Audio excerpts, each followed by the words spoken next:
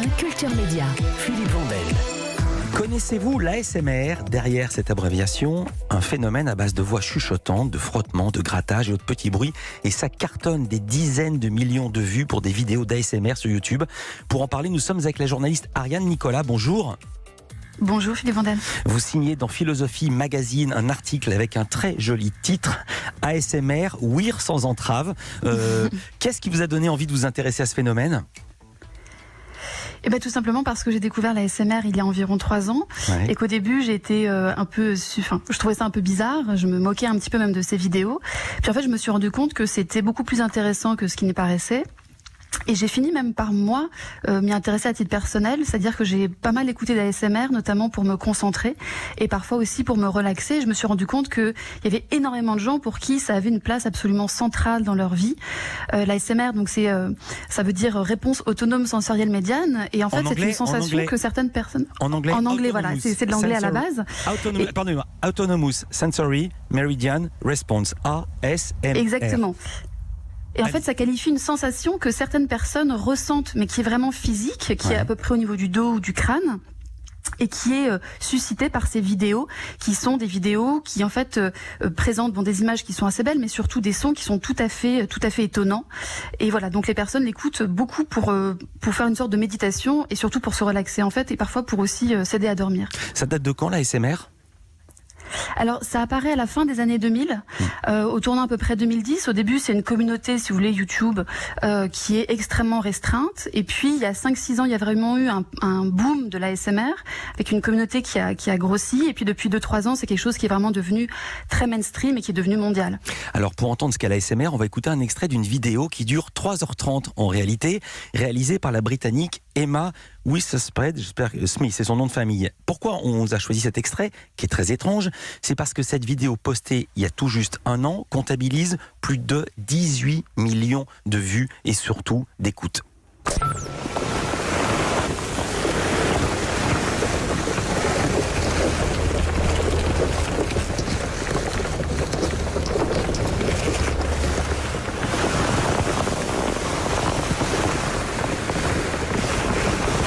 Alors le bruit, le son qu'on est en train d'entendre, c'est un ciré qu'on enfile et qu'on déplie, et ça fait donc 18 millions de vues. Que recherchent les personnes qui regardent ces vidéos et ces sons d'ASMR? Quel effet ça leur procure? Ça peut paraître très étrange de penser qu'un ciré, ça puisse provoquer autant de sensations, mais les personnes, en fait, je pense d'abord, sont dans la recherche en fait d'une forme de présence. C'est ce que m'explique d'ailleurs Emma Withspread, que j'ai interviewée pour l'article. C'est-à-dire que, en fait, pour les personnes qui ont envie de se relaxer, la méditation, ça peut paraître un peu angoissant, parce que quand on médite, on est un peu face à soi-même, on est face au vide, une forme de néant en fait. Puis ça demande un effort qui est quand même important en fait de méditer. Il y a quelque chose d'un peu contradictoire presque dans la méditation, de rechercher une certaine plénitude. Oui. Et en fait, l'ASMR, ce qui est très intéressant pour ces personnes, c'est que ça détourne leur attention. Donc il y a quelque chose, elles arrivent en fait à le sortir de ce qu'elles disent, de leur propre corps, de leur propre esprit, mais sans cette espèce de dimension un petit peu difficile que peut représenter la méditation. Et ce que dit Emma Withspread, c'est qu'elle a envie, elle, d'avoir une forme de présence, c'est-à-dire d'être une personne qui va se montrer rassurante. Et donc, en fait, plus encore que la vue, c'est par l'ouïe que cette présence-là, elle va se faire, soit par la voix. Il y a énormément de vidéos qui sont des vidéos de chuchotement, où la personne va pas forcément dire des choses d'ailleurs qu'on arrive à comprendre, mais on sait juste qu'elle est là, on sait juste en fait qu'elle nous accompagne dans un moment où on a besoin en fait d'être accompagné, mais en fait d'être accompagné dans une forme d'isolement, puisque la ASMR, c'est aussi ce qu'on peut lui reprocher d'ailleurs, c'est qu'en fait ça met les personnes dans une forme de cocon sonore où on est très bien, on est vraiment dans une forme de, je dirais pas d'accomplissement, mais presque d'ataraxie selon le terme grec qu'emploient notamment les épicuriens. Et en fait c'est cette présence-là qui va être très rassurante et qui est pour certaines personnes vraiment devenue vitale quasiment. Il y a vraiment des gens dans les commentaires, les gens commentent énormément sous les vidéos. Ouais. On voit que pour elles, c'est un substitut quasiment à une thérapie, et c'est une thérapie qui non seulement est gratuite, mais qui, je pense, arrive à combler certains doutes, certaines attentes que peuvent avoir ces personnes-là. Et jusqu'où ça peut aller, cette ataraxie, cette absence de souffrance, quel que soit le domaine de la souffrance? Est-ce que ça peut aller, et je le dis parce que vous le citez dans votre papier, l'ASMR lié à un orgasme du cerveau? Alors, c'est ce qu'on a beaucoup reproché à l'ASMR au début. Il y a encore une sorte de préjugé qui consiste à dire que c'est un orgasme, si vous voulez, du cerveau, un orgasme sensoriel un peu spécial par la voix ou par certaines stimulations visuelles. Il se trouve qu'évidemment, les personnes ont quand même plutôt tendance à se dégager de cette idée-là. Il y a une espèce de soupçon comme ça qui serait de dire que c'est une sorte de pure sensualité. Ouais. Et en fait, dans la mesure où on est quand même sur la question plutôt de la relaxation et du bien-être, elles font la différence avec le plaisir sexuel. Mais évidemment, on sait, Marguerite Duras disait par exemple que les femmes jouissent par l'oreille. Il n'y a pas que les femmes, mais disons que c'est comme ça que ça peut être formulé. Ouais. Il y a des podcasts ASMR qui sont, eux, spécifiquement sexuels. Donc, on fait quand même tout à fait la différence. Et c'est vrai qu'on est quand même à la limite d'une forme de sensualité qui peut être assez dérangeante. Mais du reste, c'est pas forcément tout à fait nouveau. Tout ce qui est auditif, si vous voulez, ça a toujours eu une espèce de soupçon qui pesait sur ces choses-là. On sait que chez Platon, par exemple, dans Phèdre, on apprend que les cigales, en fait, ce sont des hommes qui ont été transformés dans ces animaux parce qu'ils ont trop écouté de musique. Et on sait bien que pour les religieux, parfois la musique, elle est un petit peu suspecte. Il y a une espèce de position de passivité, de laisser aller à un langage, en fait, qui n'est pas forcément compréhensible. Ouais. Et c'est ce qui se passe un petit peu avec l'ASMR aujourd'hui. Ariane Nicolas, vous restez avec nous. On a encore plein de questions à vous poser. On va marquer une pause. Et avant de marquer la pause, non, je voudrais pas qu'on entende le générique. Je voudrais qu'on entende l'ASMR. Il y a des petits bruits d'objets, on les a entendus. Mais on va entendre une vidéo d'ASMR, s'appelle Gentle Whispering. Good evening. Thank you so much for joining me tonight. Today I decided to just have some one-on-one time with you. So no rules, no games. Just pamper time. I'm going to relax you. Vous entendez l'effet que ça fait l'ASMR? On marque une pause, il est temps.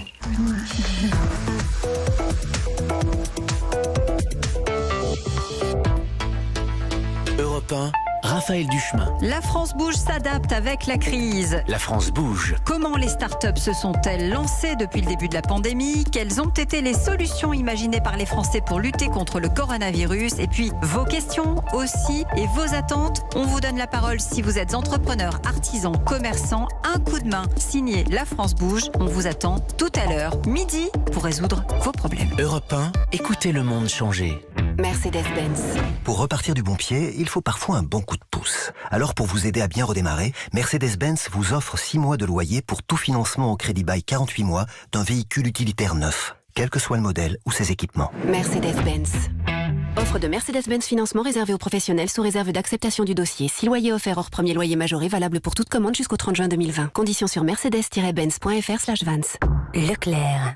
Parce que ça fait des semaines que vous faites des efforts, vous pouvez compter sur nous pour en faire plus. Avec le plan Leclerc, on renforce votre budget en bloquant les prix de 12 600 produits de nos marques Sélection d'Experts, Tissaya et Marc Repère. Parce que c'est important de pouvoir accéder chaque jour à une alimentation de qualité, mais aussi de pouvoir se faire plaisir.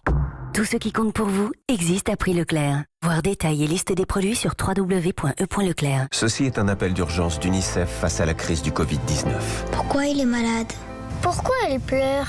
Des milliers d'enfants à travers le monde sont en danger.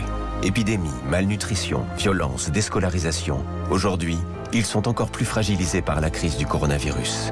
Votre aide est plus que jamais vitale. Avec 10 € par mois, aidez les équipes d'UNICEF à protéger chacun de ces enfants.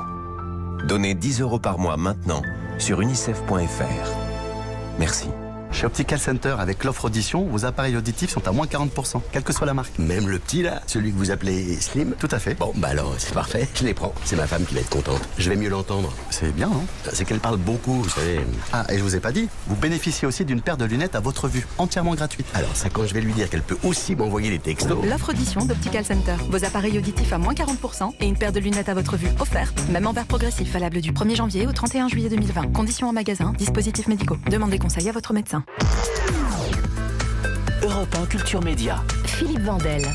Avec Ariane Nicolas, journaliste qui vient de publier dans Philosophie Magazine, le dernier numéro, un papier passionnant titré ASMR ouïr sans entrave. L'ASMR, pour qui prendrait l'émission en route, ce sont les petits sons qui sont chuchotés comme ça et qui font des effets absolument dingues sur certaines personnes. Certaines personnes sont réfractaires à l'ASMR, Ariane Nicolas.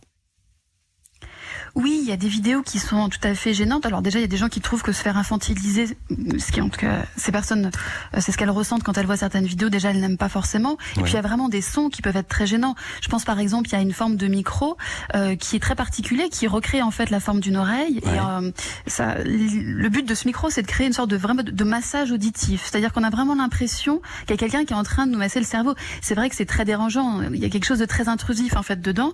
Et puis il peut y avoir aussi des sons en fait que chaque personne va apprécier d'une manière différente.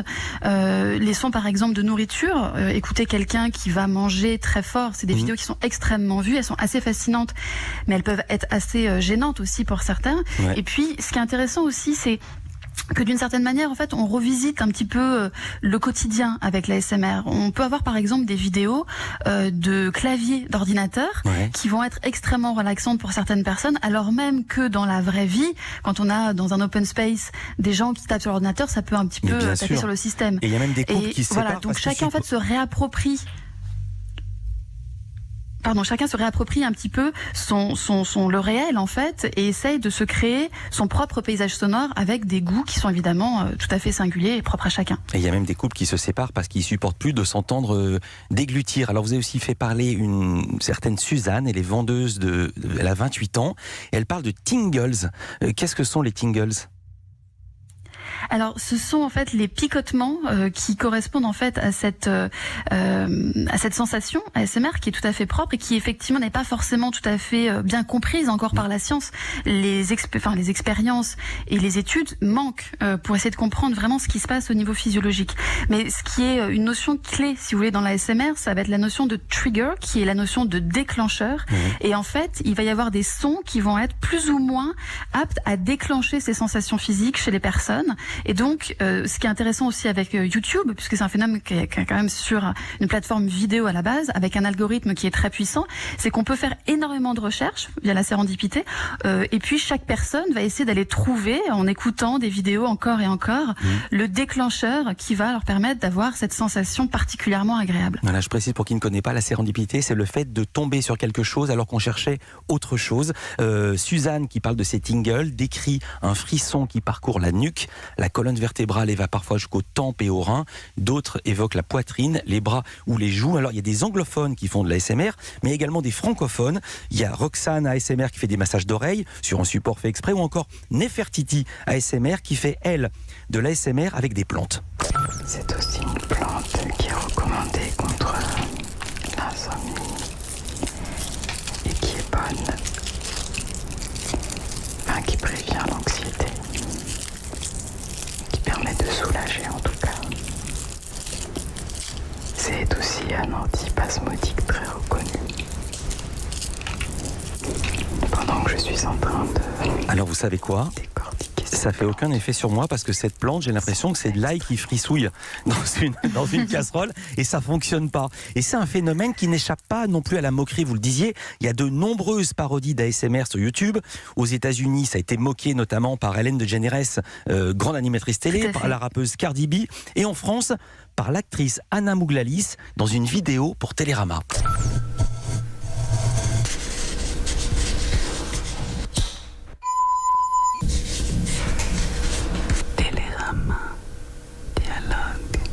Ça marchera jamais votre truc. Non mais vous rigolez ou quoi? C'est comme les chatons, ça cartonne sur internet. Au-delà du phénomène auditif, ce qui vous intéressait également, Ariane Nicolas, c'était la dimension sociale. Les personnes qui regardent et qui écoutent de l'ASMR forment une communauté bienveillante. Comment vous expliquez ça ? Mais écoutez, c'est un phénomène qui est assez surprenant parce qu'on a l'impression que sur YouTube, dès qu'il y a une personne qui dit qu'elle aime quelque chose, vous avez forcément une armée de trolls qui vont lui expliquer que jamais elle n'aurait dû avoir cette pensée.